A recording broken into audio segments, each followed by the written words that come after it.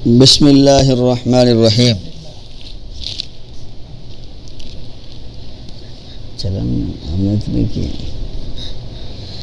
بسم اللہ الرحمن الرحیم. صفحہ نمبر 169 اور مسئلہ نمبر 19 سے آج ہمارا سبق شروع ہو رہا ہے. مسئلہ نمبر 19 یہ ہے، کسی نے اپنا شہر بالکل چھوڑ دیا، کسی دوسری جگہ گھر بنا لیا اور وہی رہنے سہنے لگی. اب پہلے شہر سے اور پہلے گھر سے کچھ مطلب نہیں رہا، تو اب وہ شہر جو ہے وہ پردیس ہو گیا، دونوں برابر ہیں. تو اگر سفر کرتے وقت رستہ میں وہ پہلا شہر پڑے اور 2-4 دن وہاں رہنا ہو تو مسافر رہے گی، نمازیں سفر کی طرح پڑھے گی. مسئلہ یہ ہے کہ اگر کوئی آدمی کسی دیہات میں یا کسی اور شہر میں آباد تھا جہاں پہ اس کی جائے پیدائش ہے، وطن اصلی ہے جہاں پر وہ پیدا ہوا، اب اس نے اس جگہ کو چھوڑ دیا ہے، خیر آباد کہہ دیا ہے، اور وہ پنڈی میں، اسلام آباد میں، لاہور میں، کسی دوسرے شہر میں جا کر آباد ہو گیا. اب پچھلے گاؤں کو اس نے بالکل چھوڑ دیا ہے، نہ اس کا گھر ہے، نہ وہاں پہ آنا جانا ہے، نہ ضروریات ہیں، تو اس نے اپنے نیت میں بھی جو ہے وہ اس کو چھوڑ دیا ہے. اب وہ جو شہر ہے جس میں وہ پیدا ہوا تھا، جہاں پہ پہلے رہتا تھا، وہ اس کا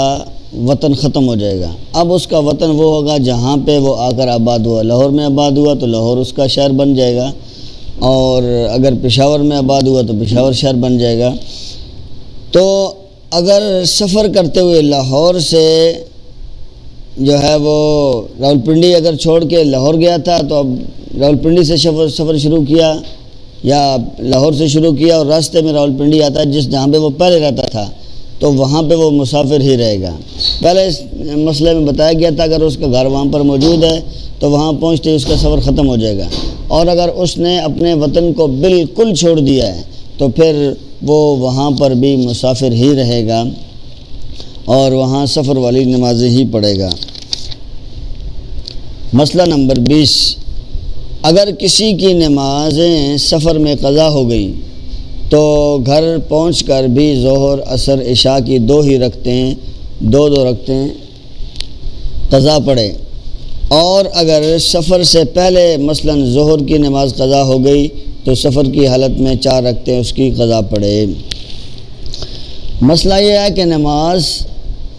اگر سفر میں قضا ہو گئی اور سفر میں اس کے ذمہ فرض کی 2 رکعتیں تھیں، تو 2 ہی رکعتیں وہ گھر پہنچ کر قضا بھی کرے گی. اور وہ نماز جو گھر میں رہتے ہوئے اس کی نماز قضا ہوئی تھی، اب گھر میں رہتے ہوئے جب اس کی نماز قضا ہوئی تو اب جب گھر پہنچ گئی واپس، یا سفر میں اس کو قضا کو پورا کرنا چاہتی ہے، تو اس کو چاہیے کہ وہ جتنی نماز اس کی قضا ہوئی ہے اتنی ہی نماز وہ پوری کرے. 4 رکعتیں اگر قضا ہوئی ہیں تو 4 رکعتیں پڑھے، اور اگر 2 رکعتیں اس کی قضا ہوئی ہیں تو پھر 2 رکعتیں پڑھے. مسئلہ نمبر 21، بیاہ کے بعد اگر عورت مستقل طور پر اپنے سسرال رہنے لگی تو اس کا اصلی گھر سسرال ہے. تو اگر 3 منزل چل کر میکے گئی اور 15 روز ٹھہرنے کی نیت نہیں ہے تو مسافر رہے گی، مسافرت کے قاعدے سے نماز روزہ کرے گی. اور اگر وہاں کا رہنا ہمیشہ کے لیے دل میں نہیں ٹھانا تو جو وطن پہلے سے اصلی تھا وہی اب بھی وطن اصلی رہے گا.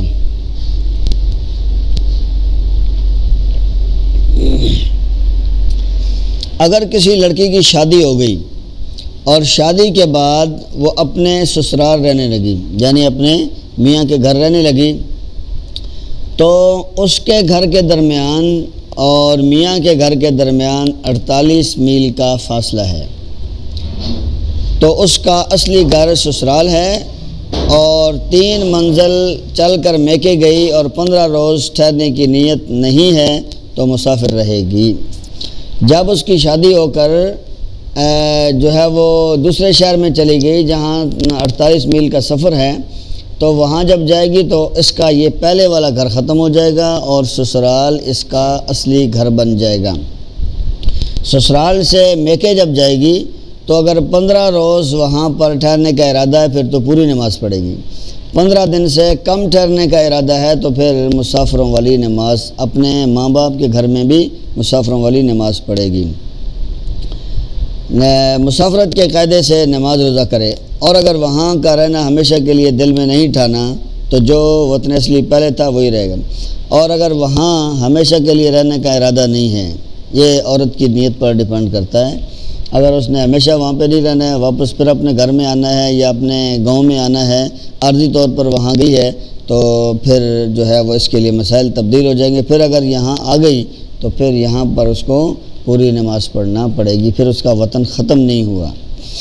ویسے اگر وہ نیت کر لے اور اپنے میاں کے گھر میں جب جائے تو اس کے پہلے والے جو وطن اصلی ہے، جو اس کا گھر ہے، وہ ختم ہو جاتا ہے۔ مسئلہ نمبر 22، دریا میں کشتی چل رہی ہے اور نماز کا وقت آ گیا تو اسی چلتی کشتی پر نماز پڑھ لیں،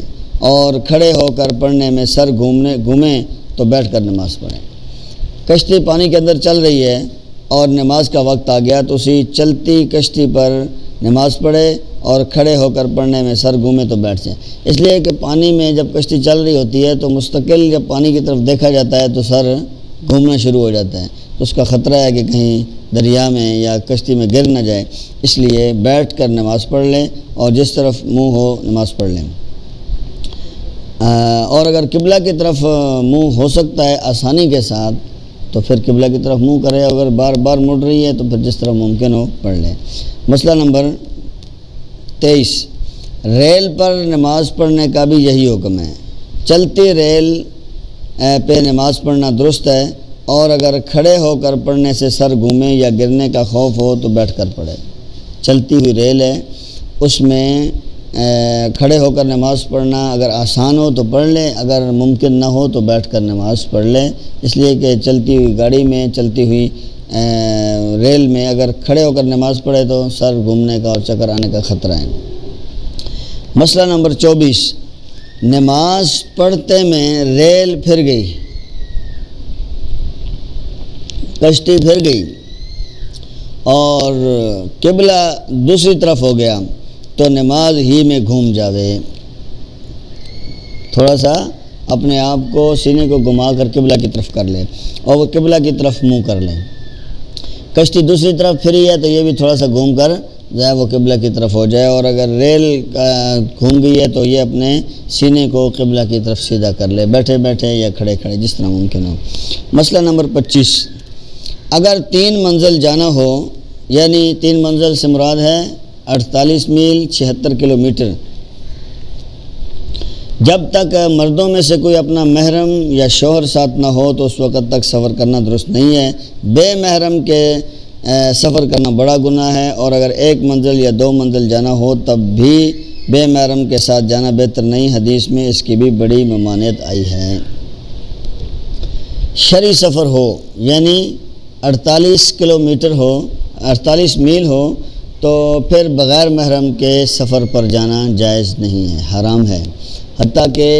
عمرہ یا حج کرنے کے لیے بھی عورت نہیں جا سکتی، چاہے بوڑھی ہے چاہے جوان ہے، کوئی بھی ہے، بغیر محرم کے اتنا مقدس سفر بھی وہ نہیں کر سکتی۔ چاہے جائے کہ وہ اپنے سسرال جائے یا میکے جائے تو یہاں سے اس کو گاڑی میں بٹھا دیں اور آگے اس کو کوئی وصول کر لے، تو یہ اس طرح بغیر محرم کے سفر کرنا جو شرعی سفر ہے وہ تو بالکل جائز نہیں ہے۔ اور اس سے اگر کم ہے، 1 منزل ہے یا 2 منزلیں ہیں یا اس سے کم ہے، چاہے چھوٹا موٹا سفر ہے تو پھر اس سفر پر جانا جائز ہے۔ بعض عورتیں جو ہیں وہ چھوٹے بچوں کو ساتھ لے لیتی ہیں کہ یہ محرم ساتھ ہیں، وہ بچہ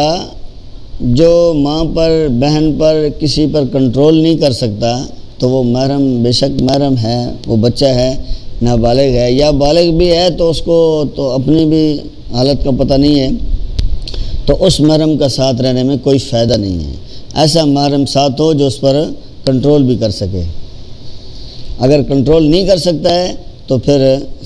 اس کے جانے نہ جانے کا کوئی فائدہ نہیں ہے، وہ برابر ہے۔ مسئلہ نمبر 26، جس محرم کو خدا رسول کا ڈر نہ ہو اور شریعت کی پابندی نہ کرتا ہو، ایسے محرم کے ساتھ بھی سفر کرنا درست نہیں ہے۔ یہاں تک بتا دیا گیا کہ اگر کوئی بالغ بھی ہے لیکن فاسق فاجر ہے، جس کو نہ اپنی عزت کی پرواہ ہے، نہ بہن کی عزت کی پرواہ ہے، نہ بیٹی کی عزت کی پرواہ ہے، اور نہ بیوی کی عزت کی پرواہ ہے، کسی کی عزت کی اس کو پرواہ نہیں ہے، ایسے فاسق فاجر آدمی کے ساتھ سفر کرنا جائز نہیں۔ بڑا بندہ ہے لیکن اس کا جیسے اس کو اکیلے سفر کرنے کا خطرہ تھا، اسی طرح اس کے ساتھ رہنے کا بھی خطرہ ہے، لہذا کسی اور کو ساتھ لے کر جائے، اس ایسے آدمی کو ساتھ لے کر نہ جائے، اس کی عزت کے خراب ہونے کا خطرہ ہے۔ مسئلہ نمبر 27، یکا یا بہلی جا رہی ہے اور نماز کا وقت آ گیا تو بہلی سے اتر کر کسی الگ جگہ پر کھڑی ہو کر نماز پڑھ لے۔ اسی طرح اگر بہلی پر وضو نہ کر سکے تو اتر کر کہیں آڑ میں بیٹھ کر وضو کرے، اگر برقع پاس نہ ہو تو چادر وغیرہ میں خوب لپٹ کر اترے اور نماز پڑھے، اگر ایسا گہرا پردہ جس میں نماز قضا ہو جاوے حرام ہے۔ ہر بات میں شریعت کی بات کو مقدم رکھے، پردہ کی بھی وہی حد رکھے جو شریعت نے بتلائی ہے، شریعت کی حد سے آگے بڑھنا اور خدا سے ذرا دور ہونا بڑی بے وقوفی اور نادانی ہے، البتہ بلا ضرورت پردہ میں کمی کرنا بے غیرتی اور گناہ ہے۔ کوئی آدمی یکا کہتے ہیں تانگے کو، بیلی بھی اسی طرح کی ایک تھوڑے سی جو ہے وہ اس کی سیٹیں زیادہ ہوتی ہیں، تو اس پر اگر کسی نے سفر کر لیا، اس کے آگے بھی گھوڑا ہی بندھا ہوا ہوتا ہے لیکن اس کے پیچھے سیٹیں دو بنی ہوئی ہوتی ہیں، اس کے پیچھے ایک سامنے ہوتی ہے، آگے کی طرف منہ کرتے ہیں، ایک پیچھے کی طرف منہ کرتے ہیں، اس کے آمنے سامنے سیٹیں بنی ہوئی، ذرا بڑی ہوتی ہے ایسے، ہاں ٹائر بھی اس کے 4 ہوتے ہیں، اور نماز کا وقت آ گیا۔ کوئی عورت اگر ایسی سواری پر سفر کر رہی تھی تو نماز کا وقت آ گیا تو بہلی سے اتر کر کسی الگ جگہ کھڑی ہو کر نماز پڑھ لے۔ اس کے اوپر نماز پڑھنا درست نہیں ہے، اس کو روکے اور روک کر نیچے اتر کر کسی سائڈ پہ بیٹھ کر نماز پڑھ لے۔ اسی طرح اگر بہلی پر وضو نہ کر سکے، وضو اگر اس کا نہیں ہے تو نیچے اتر کر کسی درخت کی آڑ میں، کسی چیز کی اوٹ میں بیٹھ کر جو ہے وہ وضو کر لیں۔ اگر برقع پاس نہ ہو تو چادر وغیرہ میں خوب لپٹ کر اترے اور نماز پڑھے۔ اگر اس کے پاس برقع نہیں ہے تو بڑی چادر لے لے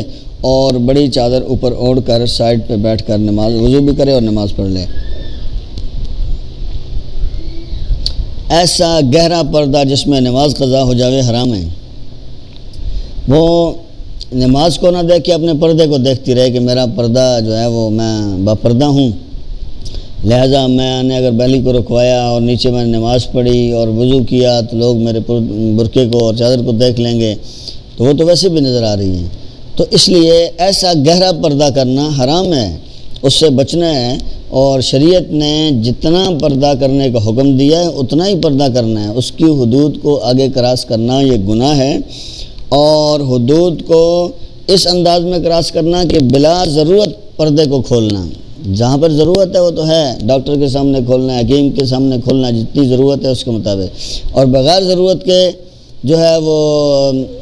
شرعی پردہ چھوڑنا یہ گناہ، حرام اور بے غیرتی کا کام ہے، اس سے بچنا چاہیے۔ مسئلہ نمبر 28، اگر ایسی بیمار ہے کہ بیٹھ کر نماز پڑھنا درست ہے تب بھی چلتی بہلی پر نماز پڑھنا درست نہیں ہے۔ اگر کوئی عورت بیمار ہے اور وہ ہمیشہ بیٹھ کر ہی نماز پڑھتی ہے تو وہ ٹانگے پر سوار ہے، اب وہ یہ کہے کہ میں ویسے ہی بیٹھ کر پڑھتی ہوں تو یہاں بیٹھ کے پڑھ لیتی ہوں، یہ جائز نہیں ہے، نیچے اتر کر بیٹھ کر نماز پڑھے گی۔ اور اگر بیلی ٹھہرا لی لیکن جوا بیلوں کے کندھوں پر رکھا ہوا ہے تب بھی اس پر نماز پڑھنا درست نہیں ہے۔ وہ بیل یا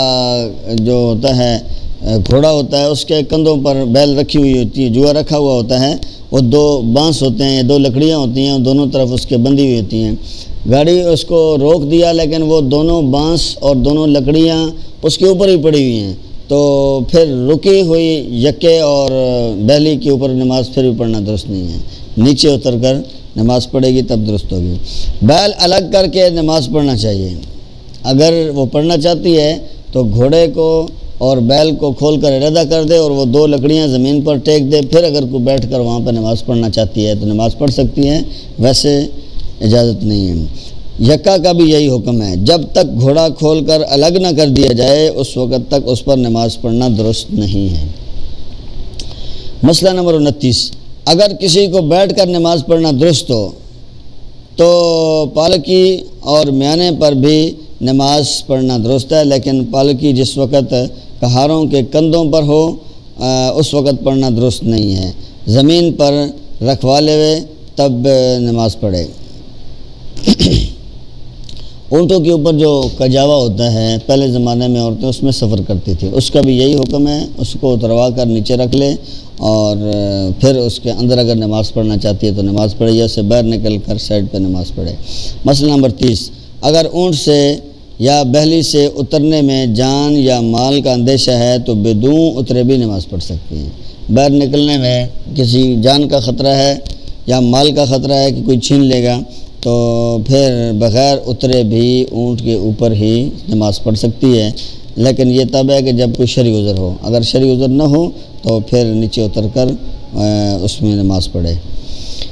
اگلا باب ہے گھر میں موت ہو جانے کا بیان۔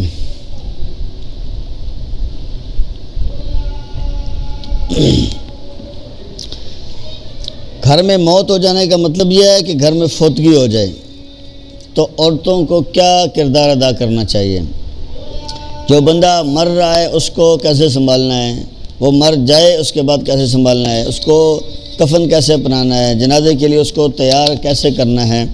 تو یہ ساری باتیں اس باب میں آئیں گی۔ پہلا مسئلہ ہے جب آدمی مرنے لگے تو اس کو چت لٹا دو۔ چت کا مطلب یہ ہوتا ہے کہ کمر اس کی زمین پر ہو اور منہ اس کا آسمان کی طرف ہو، اور اس کے پیر قبلہ کی طرف کر دو، پیر قبلہ کی طرف، اور اس کو کمر کے بل زمین پر لٹا دو اور سر اونچا کر دو تاکہ منہ قبلہ کی طرف ہو جائے۔ جس طرح نماز میں ہوتا ہے کہ کوئی آدمی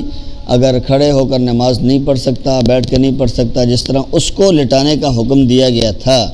اسی طرح اس آدمی کو بھی کر دیا جائے، اس کے سر کے نیچے کوئی تکیہ یا گاؤ تکیہ یا اور کوئی چیز رکھ دی جائے تاکہ اس کا سر تھوڑا اوپر ہو جائے اور ٹانگیں اس کی قبلہ کی طرف ہوں اور منہ بھی اس کا قبلہ کی طرف ہو جائیں، اور اس کے پاس بیٹھ کر زور زور سے کلمہ پڑھو، لا الہ الا اللہ، زور زور سے۔ جتنے لوگ بیٹھے ہوئے ہیں وہ سارے اس کے سامنے کلمہ پڑھنا شروع کر دیں تاکہ تم کو پڑھتے سن کر خود بھی کلمہ پڑھنے لگے۔ ان کے پاس بیٹھ کر کلمہ پڑھنے کا حکم اس لیے دیا گیا ہے کہ وہ اس کا کلمہ سن کر وہ بھی موت کے وقت کلمہ پڑھنا شروع کر لے، اور اس کو کلمہ پڑھنے کا حکم نہ کرو، اس کو یہ نہ کہیں کہ آپ بھی جو ہے وہ کلمہ پڑھیں، کیونکہ وہ بڑا مشکل وقت ہوتا ہے، نہ معلوم اس کے منہ سے کیا نکل جائے، وہ کہے کہ میں نہیں پڑھتا ہوں یا مجھ سے نہیں پڑھا جاتا،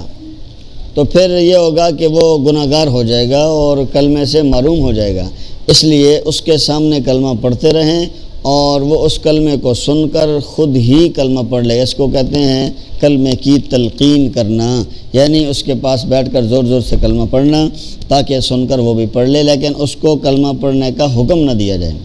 مسئلہ نمبر 2، جب وہ ایک کلمہ پڑھ لے تو چپ ہو رہو اور یہ کوشش نہ کرو کہ برابر کلمہ جاری رہے اور پڑھتے پڑھتے دم نکلے۔ جب وہ مرنے والا آدمی ایک دفعہ کلمہ پڑھ لے تو بس اس کے لیے کافی ہے، اب یہ نہیں کہ اب اس کو کوشش یہ کریں کہ وہ بار بار کلمہ پڑھتا رہے، بار بار کلمہ پڑھتا رہے اور کلمہ پڑھتے پڑھتے اس کی موت آئے۔ یہ بھی اس میں خطرہ ہوتا ہے کہ ایک دفعہ اس میں کلمہ پڑھ لیا اور دوبارہ جب بار بار اس کو کہا جائے یا اس کے سامنے پڑھا جائے تو کوئی اور بات وہ نہ کر لے، بس ایک دفعہ پڑھ لیا وہ غنیمت ہے، اسی پر شکر ادا کرنا چاہیے، اور یہ نہ کہیں کہ پڑھتے پڑھتے دم نکلے، کیونکہ مطلب تو فقط اتنا ہے کہ سب سے آخری بات جو اس کے منہ سے نکلے کلمہ ہونا چاہیے، یہ بات مطلوب ہے کہ مرنے والے کا آخری جو زبان سے نکلنے والا حرف یا کلمہ ہے وہ کلمہ ہونا چاہیے، کلمہ شریف ہونا چاہیے، یعنی آخری اس نے لا الہ الا اللہ پڑھا ہو۔ اس کی ضرورت نہیں کہ دم ٹوٹنے تک برابر کلمہ جاری رہے، ہاں اگر کلمہ پڑھنے کے بعد پھر کوئی دنیا کی بات چیت کر لے تو پھر کلمہ پڑھنے لگو، یعنی اس کا زبان سے نکلنے والے آخری جو بات ہو وہ کلمہ ہونا چاہیے۔ اگر پہلے کلمہ پڑھ لیا تو بعد میں پھر جو ہے وہ اس نے کوئی دنیاوی بات کر لی، ہوش میں آ گیا، تو پھر اس کے سامنے کلمہ پڑھو تاکہ اس کے آخری کلمات جو ہیں وہ کلمہ شریف ہو جائے، اور جب ایک دفعہ کلمہ پڑھ لے تو پھر بار بار اس کے سامنے کلمہ نہیں پڑھنا چاہیے۔ مسئلہ نمبر 3، جب سانس اکھڑ جائے اور جلدی جلدی چلنے لگے، ٹانگیں ڈھیلی پڑ جائیں، کھڑی نہ ہو سکیں، ناک ٹیڑھی ہو جائے اور کن پٹیاں بیٹھ جائیں تو سمجھو اس کی موت آ گئی، اس وقت زور زور سے پڑھنا شروع کر دو۔ یہ نشانیاں بتائی گئی ہیں کہ بالکل جب بندہ موت کے قریب ہوتا ہے تو اس کا سانس اکھڑ جاتا ہے۔ سانس اکھڑنے کا مطلب یہ ہے کہ اس کا سانس جلدی جلدی چلنا شروع ہو جاتا ہے اور ٹانگیں اس کے ڈھیلی پڑ جاتی ہیں، یعنی ٹانگوں کے اندر سے سانس نکل جاتا ہے۔ چونکہ روح جب نکلتی ہے تو وہ پاؤں کی طرف سے انگوٹھے سے نکلنا شروع ہوتی ہے، سب سے پہلے اس کی ٹانگیں ڈھیلی پڑ جائیں گی سانس نکلنے کی وجہ سے، اور ناک ٹیڑھی ہو جاتی ہے اور کن پٹیاں بیٹھ جاتی ہیں، یہ اندر گھس جاتی ہیں، اور تو سمجھ لو کہ اس کی موت۔ یہ نشانیاں جب ظاہر ہو جائیں تو سمجھ لیں کہ اس کی موت آنے والی ہے، اس وقت کلمہ زور زور سے اس کے سامنے پڑھنا چاہیے۔ مسئلہ نمبر 4،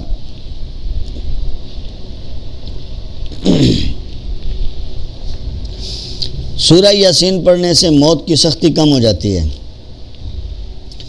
اس کے سرہانے یا اور کہیں اس کے پاس بیٹھ کر پڑھ دو یا کسی اور سے پڑھوا دو۔ جب موت کی سختی ہو اور موت کا وقت آ جائے تو اس کے پاس سورہ یاسین پڑھنی چاہیے، اور اس سے موت کی سختی کم ہو جاتی ہے، اور اس کے سرانے بیٹھ کر خود پڑھ لے یا اور کسی سے پڑھوا دے تو اس سے اس کی کمی آ جاتی ہے۔ مسئلہ نمبر 5، اس وقت کوئی ایسی بات نہ کرو کہ اس کا دل دنیا کی طرف مائل ہو جاوے، کیونکہ یہ وقت دنیا سے جدائی اور اللہ تعالیٰ کی درگاہ میں حاضری کا وقت ہوتا ہے۔ ایسے کام کرو، ایسی باتیں کرو کہ دنیا سے دل پھر کر اللہ تعالیٰ کی طرف مائل ہو جائے۔ مردہ کی خیرخواہی اسی میں، ایسے وقت بال بچوں کو سامنے لانا اور کوئی چیز جس سے اس کو زیادہ محبت تھی اس کو سامنے لانا، ایسی باتیں کرنا کہ دل اس کی طرف متوجہ ہو جائے اور ان کی محبت اس کے دل میں سما جائے۔ بڑی بری بات ہے، دنیا کی محبت لے کے رخصت ہوئی تو نعوذ باللہ بری موت مری۔ جب موت کا وقت ہو تو اس کو کلمہ کی تلقین کرنی چاہیے اور دنیا کے چیزوں کی طرف اس کو مائل نہیں کرنا چاہیے۔ اب ہمارے ہاں کیا ہوتا ہے کہ جب موت کا بالکل آخری وقت ہوتا ہے تو اس کے ایک بچے کو پکڑ کر ساتھ لاتے ہیں، یہ دیکھو فلانا آ گیا، یہ دیکھو فلاں بیٹی آپ کی آ گئی، یہ دیکھو فلاں آ گیا، وہ اس کو بار بار دکھایا جاتا ہے۔ اب اس کی موت کا وقت ہوتا ہے، اب جب بچوں کو دکھایا جاتا ہے تو بچوں سے تو صاف ظاہر محبت ہوتی ہے، پھر وہ دنیا کی محبت اور دنیا کی چیزوں کی محبت لے کر جب مرے گا تو اس کا نقصان ہو جائے گا۔ اس لیے موت کے وقت دنیا کی چیزوں کو، بچوں کو، اس کے مال کو یا ان کی چیزوں کا ذکر نہیں کرنا چاہیے۔ آپ نے ایسا مکان بنایا تھا اور آپ کی گاڑی کی چابی یہ ہے اور آپ کا بچہ یہ آ گیا، آپ کی بہن یہ آ گئی، آپ کا فلاں فلاں آ گیا، تو آپ جب اس کو اس طرف متوجہ کریں گی تو پھر وہ اور روئے گا اور زیادہ تنگ ہوگا کہ میں دنیا کی چیزیں جو ہیں وہ محبت میرے سامنے ہیں۔ تو اس وقت اس کو کلمے کی ہی تلقین کرنی چاہیے، دنیا کی محبت کی طرف اس کو لے کر نہ جائیں۔ اگر دنیا کی محبت وہ لے کر دنیا سے چلی گئی تو نعوذ باللہ اس کی موت بہت بری موت ہے، لہذا بری موت سے اس کو بچانا چاہیے۔ مسئلہ نمبر 6، مرتے وقت اگر اس کے منہ سے خدا نخواستہ کفر کی کوئی بات نکلے تو اس کا خیال نہ کرو، نہ اس کا چرچا کرو لوگوں میں، بلکہ یہ سمجھو کہ موت کی سختی سے عقل ٹھکانے نہیں رہی، اس وجہ سے ایسا ہوا، اور عقل جاتے رہنے کے وقت جو کچھ ہو سب معاف ہے، اللہ تعالیٰ سے اس کی بخشش کی دعا کرتی رہو۔ اب اس جو موت کے وقت اس کی زبان سے اگر کوئی کفریہ کلمہ نکل گیا، کوئی اور خلاف شرع بات نکل گئی، اب یہ فیصلہ نہ کر دیں کہ اب تو یہ بغیر ایمان کے دنیا سے چلی گئی، اور سب لوگوں کو نہ بتائیں کہ موت کے وقت جو ہے اس کی زبان سے یہ کلمات نکلیں۔ اس کے متعلق یہ گمان کرنا چاہیے کہ موت کے وقت انسان کی عقل ٹھکانے نہیں رہتی، اور جب عقل ٹھکانے نہ ہو تو اس وقت اگر کوئی بات، جس طرح یہ دیوانے لوگ ہوتے ہیں ان کا عقل ٹھکانے نہیں ہوتی، طرح طرح کے لفظ بولتے رہتے ہیں، تو کوئی آدمی بھی ان کی باتوں کو محسوس نہیں کرتا کہ اس کا دماغ ٹھیک نہیں ہے۔ تو ایسے ہی اس کا موت کے وقت اس کا بھی عقل جو ہے وہ ٹھکانے نہیں ہوتا۔ اگر کوئی ایسی بات نکل جائے تو اس کو چھپانا چاہیے، اور یہ اس کی طرف سے عذر سمجھنا چاہیے کہ عقل ٹھیک نہیں تھا اس لیے ایسی بات نکل گئی، اور اس کی بخشش کے لیے ہمیشہ دعا کرتی رہے کہ اللہ تعالیٰ اس کو معاف کرتے، اور یہ اپنی طرف سے یہ آخری فیصلہ نہیں کرنا چاہیے کہ وہ بغیر ایمان کے دنیا سے گئی ہے۔ مسئلہ نمبر 7، جب مر جائے تو سب عضو درست کر دو، اور کسی کپڑے سے اس کا منہ اس ترکیب سے باندھ دو کہ کپڑا ٹھوڑی کے نیچے سے نکال کر اس کے دونوں سرے سر پر لے جاؤ اور گرہ لگا دو تاکہ منہ پھیل نہ جائے۔ اس کے منہ کو باندھ دیا جائے، یعنی ٹھوڑی کے نیچے سے اور سر کے اوپر سے لے کر آئے اور ایک طرف سے گرہ لگا دے تاکہ جو ہے اس کا منہ کھلا نہ رہ جائے، اس لیے کہ جب موت آ جاتی ہے، روح نکلتی ہے تو جسم کے سارے اعضاء ڈھیلے پڑ جاتے ہیں، لہذا اگر اس کا منہ کھلا رہ گیا تو پھر کھلا ہی ہوگا، اس لیے اس وقت منہ کو باندھ دینا چاہیے تاکہ وہ کھلا نہ رہ جائے۔ اور آنکھیں بند کر دو، آنکھیں بھی اگر کھلی رہ گئیں تو پھر کھلی ہوں گی، اس لیے آنکھوں کو بھی ہاتھ سے بند کر دینا چاہیے۔ اور پیر کے دونوں انگوٹھے ملا کر باندھ دو، پاؤں کے دونوں انگوٹھے کو درمیان سے کوئی کپڑا یا رسی ڈال کر اس کو باندھ دینا چاہیے۔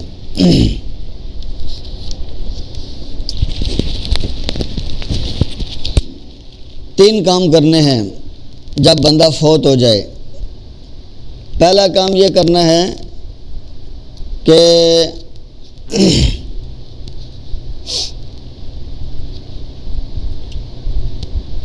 اس کے دونوں انگوٹھے جو ہے وہ آپس میں باندھ دینے پاؤں کے، اور اس کے منہ کو جو ہے وہ سر کے ساتھ ایک کپڑا چھوٹا سا ڈال کر اس کو منہ کو بھی باندھ دینا ہے، اور اس کا جو ہے آنکھیں بند کرنی ہیں۔ یہ تین کام موت کے وقت کرنی ہے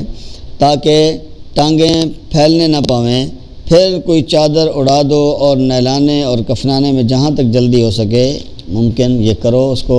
جو ہے وہ نہلا بھی جلدی دیا جائے اور کفنا بھی جلدی دیا جائے تاکہ اس کا جنازہ جلدی ہو جائے۔ یہ تین کام یاد رکھنے ہیں۔ مسئلہ نمبر 8، منہ وغیرہ بند کرتے وقت یہ دعا پڑھو، بسم اللہ وعلی ملت رسول اللہ، یہ دعا پڑھنی چاہیے۔ مسئلہ نمبر 9، مر جانے کے بعد اس کے پاس لوبان وغیرہ کچھ خوشبو سلگا دی جائے، اور حیض و نفاس والی عورت اور جس کو نہانے کی ضرورت ہو اس کے پاس نہ رہیں۔ جس عورت کو شرعی عذر ہے نماز نہ پڑھنے کا، وہ ایسی عورت کو غسل نہ دے اور اس کے پاس بھی نہ رہے۔ مسئلہ نمبر 10، مر جانے کے بعد جب تک اس کو غسل نہ دیا جاوے اس کے پاس قرآن مجید پڑھنا درست نہیں ہے۔ جب تک اس کے غسل نہ دے دیا جائے اس وقت تک اس کے پاس قرآن پاک پڑھنا بھی درست نہیں ہے۔ بعض جگہ پر دیکھا گیا ہے کہ فوتگی ہوتی ہے، پہلے تو جو ہے وہ لوگ روتے ہیں، اور جو بہت دیندار ہوتے ہیں وہ سپارے کھول کر میت کے دائیں بائیں کھڑے ہو جاتے ہیں، وہ اس سے غسل سے پہلے ہی۔ تو ایسے جو ہے وہ نہیں کرنا چاہیے۔ جب تک غسل نہ دے دیا جائے اس وقت تک اس کے پاس کھڑے ہو کر قرآن پاک کھول کر پڑھنا جائز نہیں۔ اگلا باب ہے نہلانے کا بیان۔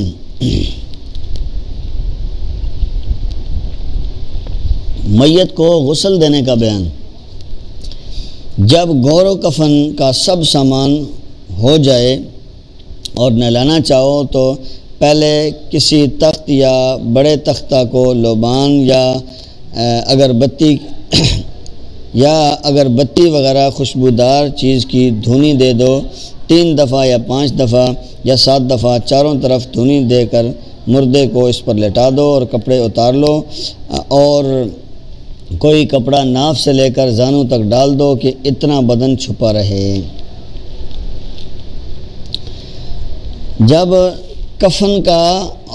سامان تیار ہو جائے، کفن کا سامان تیار ہو جانے کا مطلب یہ ہے کہ کفن آ جانے کے بعد وہ کپڑوں کو کاٹ کر باقاعدہ کفن بنا لیا جائے،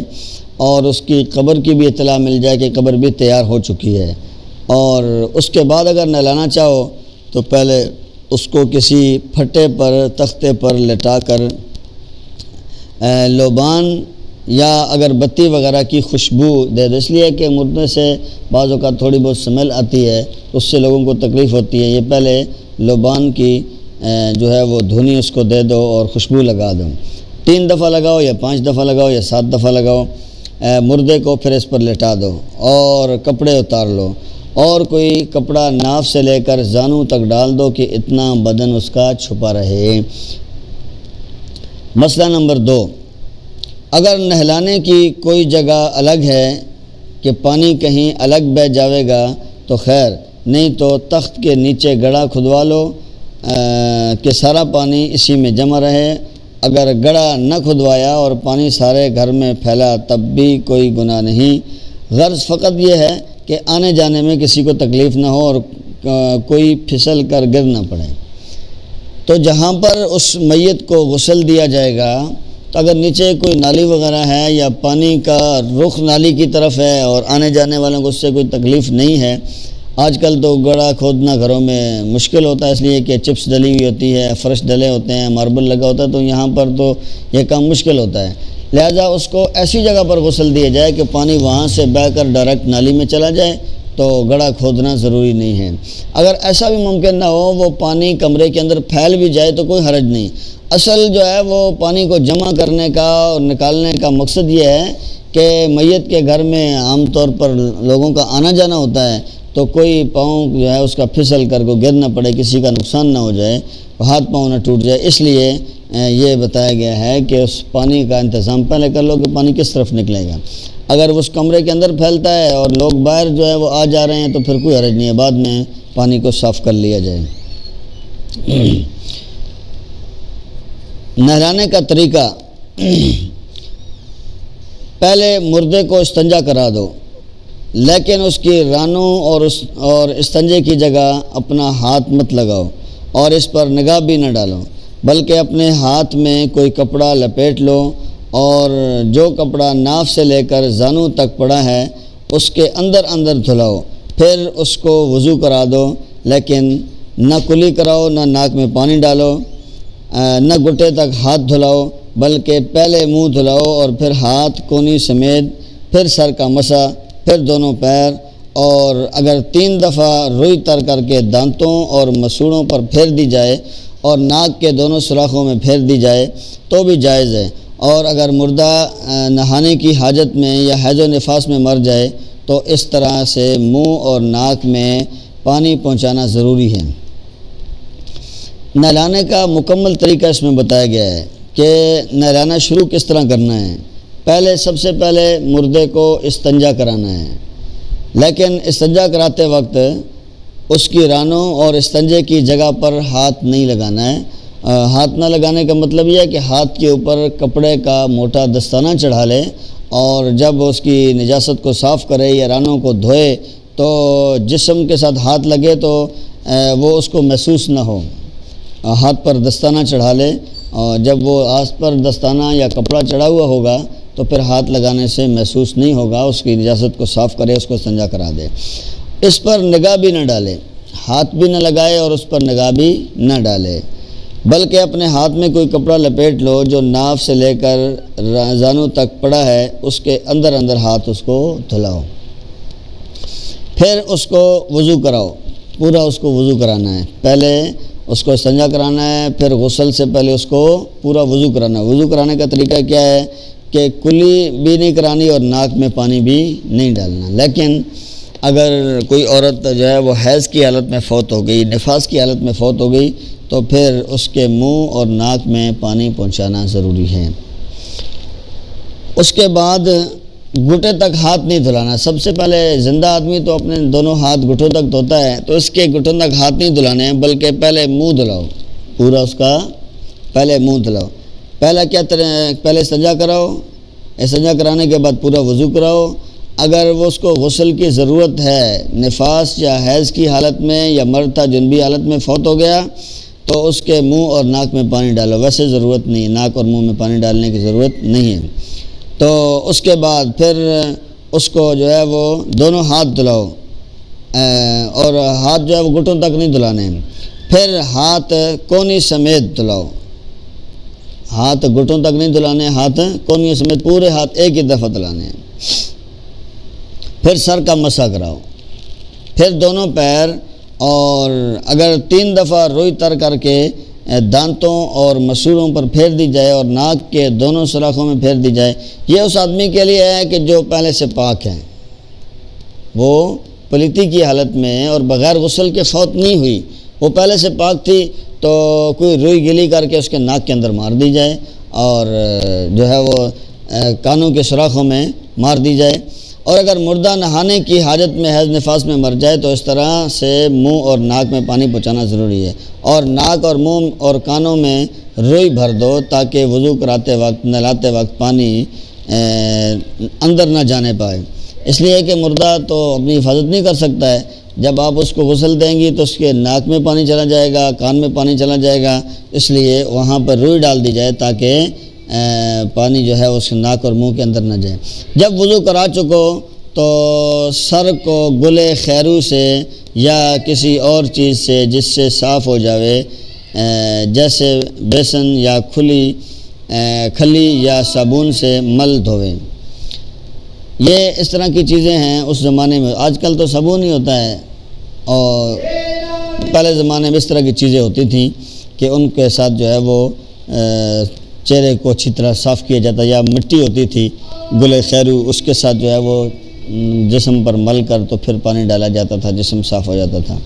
اور صاف کر کے پھر مردے کو بائیں کروٹ لٹا کر بیری کے پتے ڈال کر پکایا ہوا پانی نیم گرم 3 دفعہ سر سے پیر تک ڈالے، یہاں تک کہ بائیں کروٹ تک پہنچ جائے۔ پہلے دائیں طرف سے اس کو غسل دینا ہے، پھر بائیں کروٹ سے،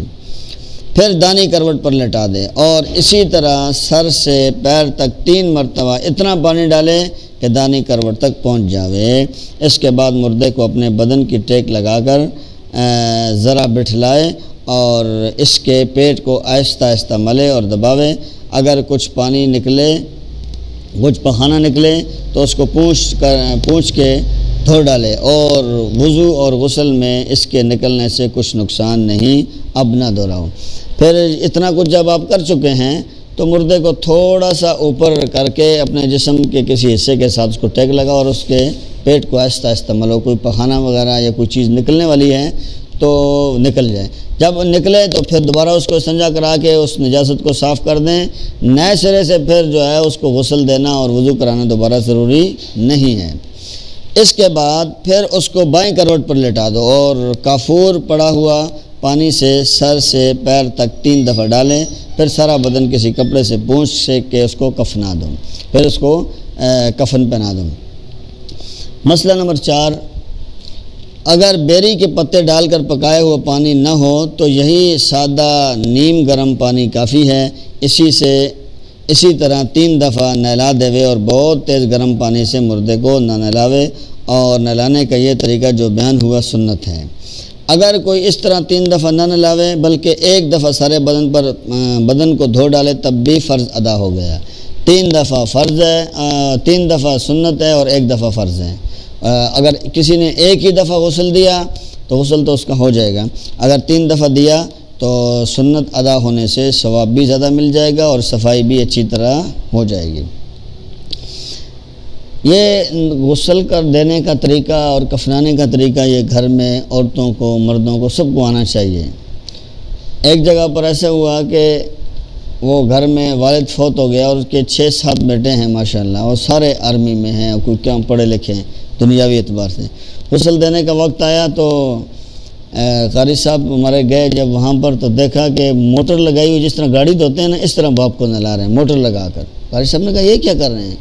تو وہ کہنے لگے کہ غسل ہی دینا ہے نا، جس طرح دے دیں۔ میں نے کہا غسل دینا ہے لیکن طریقے سے، انسان ہے، کوئی گاڑی تو نہیں آپ دھو رہے ہیں۔ وہ ایک بھائی صابن لگاتا ہے اور دوسرا جناب وہ موٹر چلا کر جس طرح گاڑی کو پانی مارتے ہیں اس طرح باپ کو پانی مار رہے ہیں۔ تو کوئی آداب بھی ہوتے ہیں، کوئی اس نے کہا پانی گرم کر کے لے آؤ اور اس طریقے سے غسل میں پھر انہوں نے غسل دیا۔ 6-7 بیٹے ہیں، کسی کو غسل دینے کا طریقہ نہیں آتا ہے۔ تو یہ چھوٹی چھوٹی باتیں ہوتی ہیں لیکن یہ اپنے وقت پہ بہت بڑی ہو جاتی ہیں، اور غسل دینے کا طریقہ بڑے بڑے لوگوں کو نہیں آتا، کفن بنانے کا طریقہ نہیں آتا۔ تو ہم مسلمان ہیں، ہم سب کے گھروں میں یہ مسائل پیش آنے والے ہیں، اس لیے ایسی چیزوں سے جو ہے وہ آگاہ ہونا چاہیے۔ ابھی پچھلے دنوں میں ایک بندہ جل گیا ہمارے محلے میں، دوسرے محلے میں تھا، ادھر ادھر گھومتے رہے لوگ، کسی سے پوچھیں جی اب اس پورے جلے ہوئے آدمی کو غسل کیسے دینا ہے، گھوم پھر کبھی ایک سے پوچھتے ہیں، کسی کو پتہ نہیں ہے۔ آخر کار وہ میرے پاس آئے تو پھر میں نے ان کو بتایا طریقہ، کہتے آپ ساتھ جائیں گے، آپ بتائیں گے تم۔ میں پاس گیا اور میں نے ان کو بتایا کہ جس طرح کسی آدمی کا جسم جل جائے یا اس کے جسم پر پٹی بندھی ہوئے تو اس کو کس طرح آپ دھوتے ہیں، کہتے ہیں نہیں مسح کرتے ہیں۔ میں نے کہا اس کے پورے جسم کو مسح کرنا ہے، غسل نہیں دینا ہے۔ پورے جسم کو پٹیاں کھول کر جہاں پہ بندھی ہوئی تھی وہ زیادہ زخم تھے ان کو یا اسی طرح مسح کر کے پورے اس بندے کو جو ہے وہ ہم نے جو غسل دیا ہے۔ اس کا غسل جو ہے وہ تیمم ہی تھا، مسح تھا، اس لیے کہ اتنا جل چکا تھا کہ اس کے جسم کا کوئی حصہ پتہ نہیں چلتا تھا کہ منہ کدھر ہے اور آنکھ کدھر ہے اور ناک کدھر ہے، اتنا وہ کولا بن گیا تھا۔ تو ہر چیز کا پتہ ہونا، ہر چیز کا جتنا ممکن ہے فرض درجے کا علم وہ پتہ ہونا چاہیے کہ گھر میں کوئی مسئلہ بن جائے تو پھر جو ہے وہ اس کو غسل کیسے دیا جائے گا اور اس کو کفن کیسے پہنایا جائے گا۔ مسئلہ نمبر 5، جب مردے کو کفن پر رکھو تو سر پر عطر لگا دو۔ مردے کو جب کفن کے اوپر رکھو، نیچے چادر بچھاؤ تو سر پر عطر لگا دو۔ اگر مردہ مرد ہو تو داڑھی پر بھی عطر لگا دو، پھر ماتھے اور ناک اور دونوں ہتھیلی اور دونوں گھٹنوں اور دونوں پاؤں پر کافور مل دو۔ یہ وہ جگہیں ہیں جو نماز میں استعمال ہوتی ہیں، دونوں گھٹنے، دونوں پاؤں، دونوں ہاتھ، ناک، پیشانی۔ بعض کفن میں عطر لگاتے ہیں اور عطر کی پھریری کان میں بھی رکھ دیتے ہیں۔ عطر کی پھریری کا مطلب یہ ہے کہ وہ روئی کے ساتھ عطر لگا کر وہ اس کے کان میں رکھ دیتے ہیں۔ بعض زندہ لوگ بھی اس طرح کرتے ہیں، وہ روئی کے ساتھ جو ہے وہ خوشبو لگا کر کان کے اندر پھنسا دیتے ہیں۔ تو یہ خوشبو لگانا سنت ہے، وہ روئی کے ساتھ لگا کر کان میں رکھنا یہ سنت نہیں ہے۔ یہ سب جہالت ہے، جتنا شرع میں آیا ہے اس سے زائد مت کرو۔ مسئلہ نمبر 6، بالوں میں کنگھی نہ کرو، ناخن نہ کاٹو، کہیں کے بال نہ کاٹو۔ جسم کے کسی حصے سے بال کاٹنا، کنگھی کرنا یہ بالکل ناجائز ہے۔ ایک جگہ پر فوتگی میں مجھے جانے کا اتفاق ہوا تو وہاں پر عجیب رسم میں نے زندگی میں پہلی مرتبہ دیکھی۔ وہ ایک بچہ فوت ہو گیا، جوان تھا، اور اس کو عورتوں نے دولہا بنایا، اس کی جو منگیتر تھی اس کو اس کے سامنے بٹھایا، اور مجھے جب پتہ چلا تو میں نے جا کر کہا یہ کیا آپ جہالت کا کام کر رہے ہیں، اور اس کو لڑکی کو بھی دلہن بنایا، اس کے کہتے ہیں جی اس کے ساتھ اس کی منگیتر ہوئی تو یہ آخری اس کا وقت ہے۔ تو یہ عجیب سی رسم، عورتوں میں بہت جہالت ہوتی ہے۔ لڑکے کو دولہا بنایا، لڑکی کو دلہن بنایا، اس کو کرسی پر پکڑ کے بٹھایا ہوا ہے، اور غیر محرم عورتیں ادھر بھی اس کو بھی دیکھ رہی ہیں، غیر محرم مرد اس کو بھی دیکھ رہے ہیں۔ تو یہ اس سے بھی بری جہالت کی باتیں ہوتی ہیں۔ تو اس لیے جتنا شریعت میں حکم دیا گیا ہے اتنا کام کرنا تو جائز ہے، لیکن اس سے زیادہ کرنا جہالت ہے، گناہ ہے، مردے کے ساتھ ظلم ہے۔ جب اس کو کفنا دیا جائے، غسل دے دیا جائے، اس کے بعد اس کا جنازہ کر کے اس کو اللہ کے حوالے کرنا چاہیے۔ حضرت عمر رضی اللہ تعالیٰ عنہ نے اپنے بیٹے کو یہ نصیحت فرمائی کہ جب میں مر جاؤں تو مجھے فوراً دفن کرنا ہے۔ تو کسی نے پوچھا کہ آپ نے ایسا کیوں کہا؟ انہوں نے کہا اگر میں نیک ہوں تو مجھے جلدی اللہ سے ملا دو، اور اگر میں گناہگار ہوں، ناکام ہوں تو پھر اپنے سر سے میرا بوجھ اتار دو، اس لیے میں نے کہا کہ مجھے جلدی دفن کر دیا جائے۔ ان لوگوں کو اتنی فکر تھی تو ہمیں بھی اپنی موت کی فکر ہونی چاہیے، اور مرنے کے بعد جو حالات پیش آنے والے ہیں، گھر میں جو ذمہ دار آدمی ہے اس کو بتانا چاہیے میری موت آ گئی تو مجھے اس طرح جو ہے جلدی کرنی ہے، اس طرح کفن دینا ہے، یہ کام کرنے ہیں۔ تو اگر بعد میں ہماری موت کے بعد جو اگر اچھا کام ہوا تو اس کا ثواب ملے گا، اگر غلط کام ہوا، رسمیں ہوئیں اور اس پر ہم بھی خوش تھے کہ میرے مرنے کے بعد یہ رسمیں ادا ہوں تو پھر اس کا گناہ بھی ملے گا۔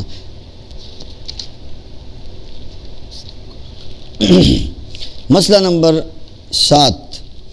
اگر کوئی مرد مر گیا اور مردوں میں سے کوئی نہلانے والا نہیں ہے تو بیوی کے علاوہ اور کسی عورت کو اس کو غسل دینا جائز نہیں، اگرچہ محرم ہی ہو۔ اگر بیوی بھی نہ ہو تو اس کو تیمم کرا دو، لیکن اس کے بدن میں ہاتھ نہ لگاؤ، بلکہ اپنے ہاتھ میں پہلے دستانے پہن لو تب تیمم کراؤ۔ اگر کوئی مرد فوت ہو گیا اور وہ ایسی جگہ پر ہے کہ اس کو کوئی مرد غسل دینے والا نہیں ہے تو اس کی بیوی اس کو غسل دے سکتی ہے۔ بیوی کے علاوہ کوئی عورت اس کو غسل نہیں دے۔ اگر بیوی بھی نہیں ہے تو پھر کیا کریں؟ وہ ذرا بڑی عمر کی، بڑی ایج کی جو عورتیں ہیں وہ اس کو تیمم کرا دیں، اور لیکن تیمم کراتے وقت اس کے بدن کو ہاتھ نہیں لگانا، ہاتھ کے اوپر کپڑا لپیٹ کر، دستانہ پہن کر اس کو جو ہے وہ مٹی پر ہاتھ لگا کر اس کو تیمم کرا دیں اور پھر دفن کر دیں۔ مسئلہ نمبر 8، کسی کا خاوند مر گیا تو اس کی بیوی کو اس کا نہلانا اور کفنانا درست ہے۔ اگر بیوی مر جاوے تو خاوند کو بدن چھونا اور ہاتھ لگانا درست نہیں، البتہ دیکھنا درست ہے، اور کپڑے کے اوپر سے ہاتھ لگانا بھی درست ہے۔ کسی کا خاوند مر گیا تو اس کی بیوی کو اس کا نہلانا اور کفنانا درست ہے، اور اگر کوئی مرد نہیں ہے تو بیوی اس کو کفنا بھی سکتی ہے، نہلا بھی سکتی ہے۔ لیکن اگر بیوی مر جائے، بیوی مر گئی تو خاوند کو اس کے بدن کو ہاتھ لگانا درست نہیں ہے، بغیر کپڑے کے ہاتھ لگانا بالکل درست نہیں، البتہ دیکھنا درست ہے، اور کپڑے کے اوپر سے ہاتھ لگانا بھی درست ہے۔ کپڑے کے اوپر سے اس کو اٹھا کر آگے پیچھے رکھنا ہے، یا تختے پر ڈالنا ہے، یا کفن میں ہے تو اٹھا کر چرپائی میں ڈالنا ہے، تو کپڑے کے اوپر سے تو وہ ہاتھ لگا سکتا ہے، لیکن کپڑے کے اندر جو ہاتھ ڈال کر جسم کو ہاتھ لگانا جائز نہیں۔ مسئلہ نمبر 9، جو عورت حیض نفاس سے ہو اور وہ مردے کو نہ نہلاوے، یہ مکروہ ہے اور منع ہے۔ جو عورت حیض میں ہے، خود بیماری کی حالت میں ہے، نماز نہ پڑھنے کی حالت ہے، تو وہ مردے کو غسل بھی نہ دے، اگر دے گی تو وہ مکروہ ہوگا۔ مسئلہ نمبر 10، بہتر یہ ہے کہ جس کا رشتہ زیادہ قریب ہو وہ نہلاوے، اور اگر وہ نہ نہلا سکے تو کوئی اور دیندار عورت اس کو نہلاوے۔ دیندار عورت اس کو نہلائے، یا اس کی جو اگر ماں فوت ہو گئی تو بیٹی اس کو غسل دے، بیٹی فوت ہو گئی تو ماں غسل دے، یا بہن غسل دے، یا اور جو قریب تر اس کا رشتہ ہو وہ اس کو غسل دے۔ اگر وہ نہیں تو عام عورتوں کو غسل دینے سے بہتر ہے کہ جو نیک، دیندار، پاکیزہ، متقیہ عورت ہے وہ اس کو غسل دے اور نہلاوے۔ مسئلہ نمبر 11، اگر نہلانے میں کوئی عیب دیکھے تو کسی سے نہ کہے۔ اگر خدا نخواستہ مرنے سے اس کا چہرہ بگڑ گیا، کالا ہو گیا، تو بھی یہ نہ کہے کہ بالکل اس کا چرچا بھی نہ کریں، یہ سب ناجائز ہے۔ ہاں اگر کھلا مکھلا کوئی گناہ کرتی ہے، جیسے ناچتی تھی، یا گانے بجانے کا پیشہ کرتی تھی، یا رنڈی تھی، تو ایسی باتیں کہہ دینا درست ہے کہ اور لوگ جو ہے ایسی باتوں سے بچیں اور توبہ کر لیں۔ اس میں 2 صورتیں ہیں۔ عام عورت تھی جو گھریلو زندگی گزارنے والی تھی اور نماز وغیرہ پڑھتی تھی، تو ایسی عورت اگر فوت ہو جائے یا مرد فوت ہو جائے تو اس کے مرنے کے بعد اگر اس کا چہرہ کالا ہو گیا، سیاہ ہو گیا، تو اس کا چرچا ہم لوگوں میں نہیں کرنا چاہیے کہ موت کے وقت اس کی شکل بگڑ گئی تھی۔ ہاں اگر وہ عورت ایسی ہے جو سر عام گناہ کرتی تھی، لوگوں کے سامنے، غیر محرموں کے سامنے ناچتی تھی، گانے گاتی تھی، یا برائی کے کام کرتی تھی، بے حیائی کے کام کرتی تھی، اس کی شکل اگر بگڑ گئی تو یہ لوگوں میں اس کا چرچا کرنا جائز ہے، تاکہ اور عورتیں اور مرد ایسے برے کام سے بچیں، ناچ گانے سے اور اس طریقے سے بے پردگی سے، اور اس طرح کے جتنے گناہ ہیں، گناہ کبیرہ ہیں، ان سب سے وہ بچ جائے۔ اس نیت سے لوگوں کو بتانا جائز ہے۔ اللہ معاف فرمائے، موت کے وقت بہت ایسے لوگ ہیں جو دنیا میں بڑے مشہور ترین لوگ تھے، جو ہے وہ ناچ گانے میں اور دنیا میں کیسے برے کام کرتے تھے، قوالیاں گاتے تھے، موت کے وقت ان کی عجیب کیفیت ہو گئی۔ ایک صاحب کے بارے میں کہ وہ جب موت کا وقت آیا تو وہ اس کی زبان جو ہے اس کے منہ سے نکل کر اس کے پیٹ تک پہنچ گئی۔ پھر چونکہ وہ بہت بڑا آدمی تھا دنیاوی اعتبار سے، تو فوراً انہوں نے اس کو، سرکاری بندہ تھا، اس کو چھپا دیا، اس کے اوپر کپڑے شپڑے ڈال کے اس کو تابوت میں بند کر کے دفن کر دیا۔ تو موت کے بعض اوقات جو آدمی سر عام گناہ کرتا ہے، ایک دیکھیں یہ 2 صورتیں ہوتی ہیں، ایک ہوتا ہے غلطی سے گناہ ہو جانا،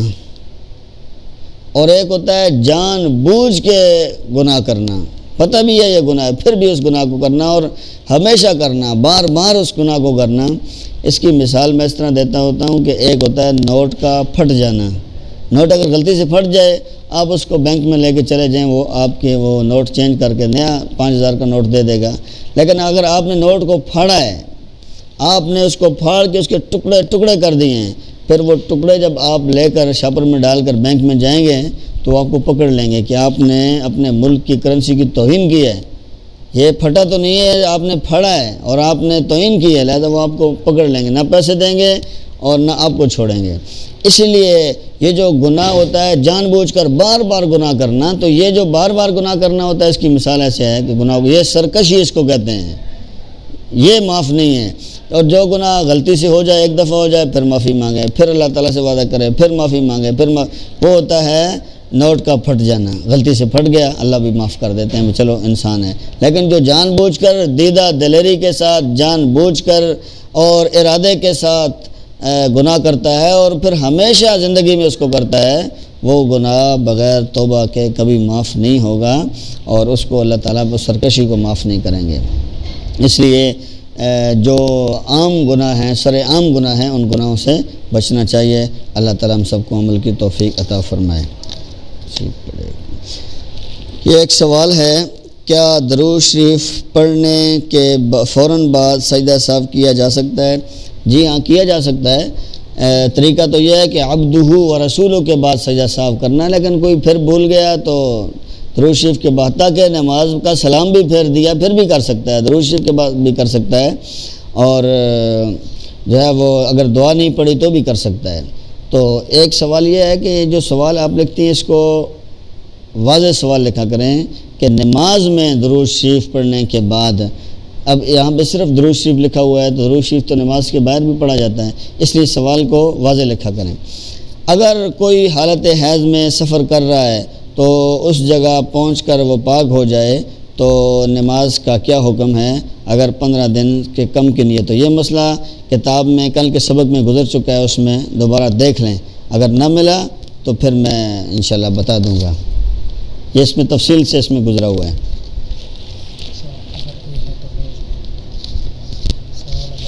اگر کوئی سوالات ہیں تو جلدی سے بھجوا دیں۔